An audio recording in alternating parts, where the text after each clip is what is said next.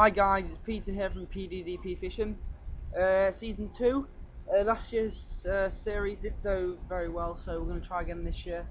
Today I'm just going to show you my nice setup for the next series. I'm going to show you my method feeder, my rod, my reel, my seat box.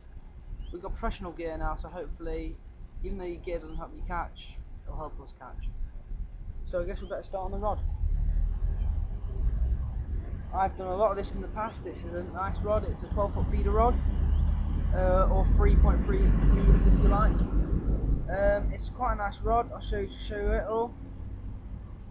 You might be able to see it gets thinner at the top. Obviously that's for more sensitivity. Very nice quiver tip. It is a 3.0 quiver tip, so very sensitive and very flexible. The rod itself is made from carbon fibre and glass fibre. So it's a strong but light rod, and that's what you need to get it more sensitive. That's all I talk about. Sensitivity helps you catch more fish, especially when float fishing, especially when feeder fishing. Right, it is a slip-in swivel reel lock. It's very nice. It's got foam and cork at the back to get a comfortable grip, and it's got 1, 2, 3, 4, 5, 6, 7, 8, 9, 10, 11 eyes spread out the whole rod, which gives it a nice rod bend. Moving on to the reel. It's a small reel, but a very strong reel. It's an Evox, and I don't know what it's called. It is an Attack 30. The reason I like this reel is, even though it's my spinning reel, it's so strong, it's so powerful, and it's so smooth. If you listen,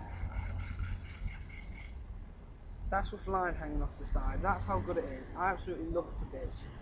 Doesn't add too much weight onto the rod, which is good. It's what you need, and it's just a nice looking reel overall. That's with the rod and reel out of the way. Let me show you what I use for fishing. Since it's a feeder rod, you're obviously going to guess that it's a feeder I'm going to be using. There's two types of feeders I like to use on a feeder rod. I'll start off with the banjo feeder. It's an ordinary feeder. You've just got the line going through, which attaches to a quick stop, which you plug in the end and either tie a knot at the top or put a shot on. Shots are much more easier to get off, so shots are a nice presentation as well. That's what I use. In fact, I'll just go get the no, I won't.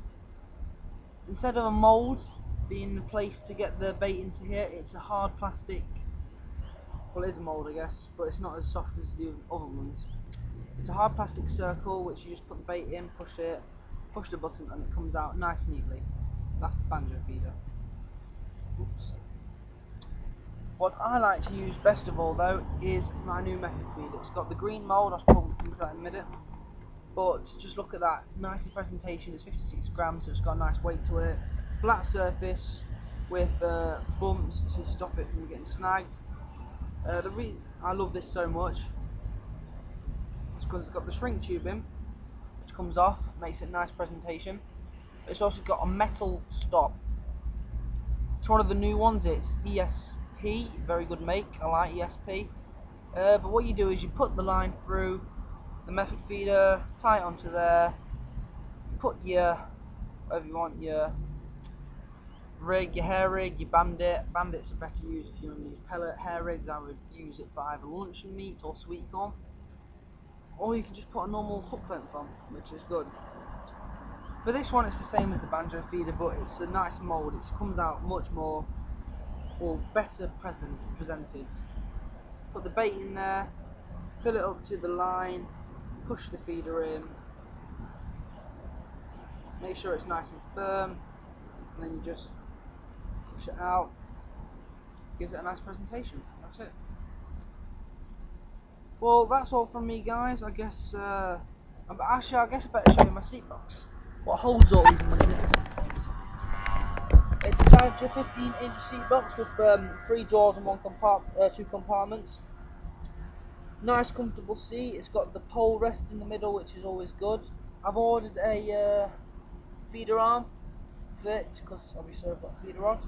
So let's show you the box. First of all, you've got a nice, it's got some room in here.